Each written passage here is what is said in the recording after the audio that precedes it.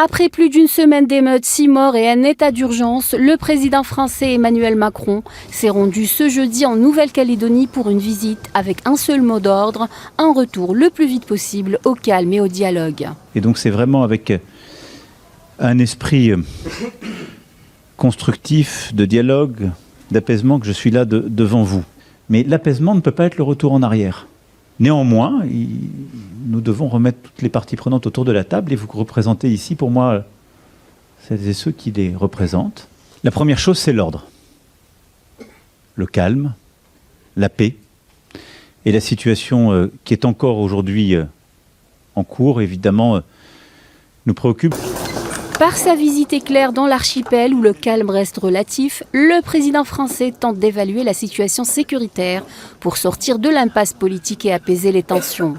Pour ce faire, Macron a rencontré des responsables politiques locaux et toutes les composantes des partis indépendantistes de Nouvelle-Calédonie pour tenter d'amorcer un retour au dialogue et à la sécurité après plus d'une semaine de violences, les plus graves depuis les années 80. Emmanuel Macron a annoncé que les quelques 3000 membres des forces de sécurité déployés en Nouvelle-Calédonie face aux émeutes resteraient aussi longtemps que nécessaire. Quant à l'état d'urgence en vigueur depuis une semaine, il s'est dit plutôt défavorable à sa prolongation, au-delà des 12 jours légaux. Le vote à l'Assemblée nationale du dégel du corps électoral a été le détonateur des émeutes en Nouvelle-Calédonie. Cette réforme constitutionnelle décriée par les indépendantistes vise à élargir le corps électoral propre au scrutin provincial de Nouvelle-Calédonie et permet d'intégrer environ 25 000 électeurs aux listes électorales.